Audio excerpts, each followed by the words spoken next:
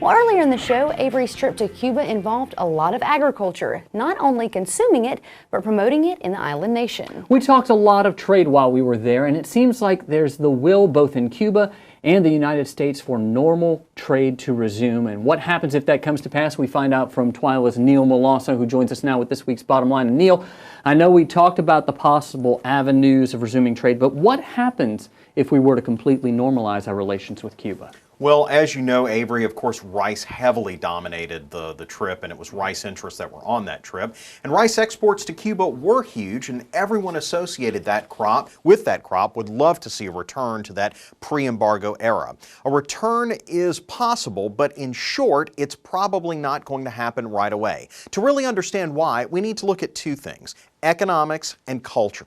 That's not just the key for rice, that's the key to selling any commodity, agriculture or otherwise, into Cuba. The economic part of it boils down to whether or not Cuba can raise the capital necessary to buy our products. At first, I don't think they will have very much. However, one, this will change over time as the embargo is lifted and they get a lot more U.S. tourists spending money there. Two, as banks will no longer be sanctioned for loaning money to Cuba, the country can expect larger and larger loans. The second part of determining how much Cuba will buy is culture. Now, obviously they love rice. What else? Well, they love eggs, chicken, beef, and pork as well. Here's where we need to take a closer look. They have plenty of pork production there, so they don't have a lot of market potential.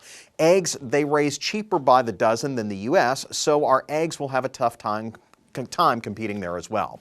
However, they don't have the same kind of production in cows or chickens, so we might get more in the country there. Now, as for the other grains and dairy products, it's a case-by-case basis. How much do Cubans love their butter and café con leche? That's all going to play a part in how much they're willing to buy. The bottom line is, it's going to be a net boon for the U.S. economy and for Louisiana in particular. Not only will our rice producers benefit, but the ports of Lake Charles and New Orleans will see a lot more traffic as well. You might remember my story on Dupuis storage a few weeks back. Well, facilities like that can store all of these commodities coming downriver and from Louisiana will certainly see a lot more business, as well as some of our plants like our poultry producing plants up in North Louisiana. And guys, you know, as you saw on that trip, rice was a major part of that trip, but really getting to see Cuba, the culture, what people are eating, what people are wearing, what people are driving, all of that kind of stuff is going to play in what we can trade with them.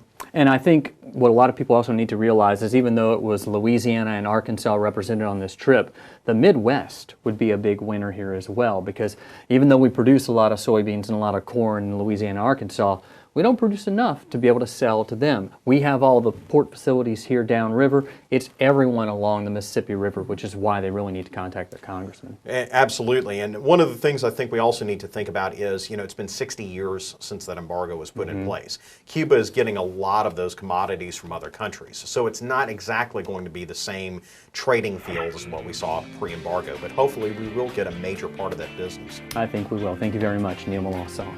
Well, that does it for this edition of TWILA. Be sure to join us next week when we'll head back to New Orleans to feast on agriculture at the Irish House. Until then, you can watch all of our stories online on our website at twilatv.org. And be sure to like us on Facebook, follow us on Instagram and Twitter.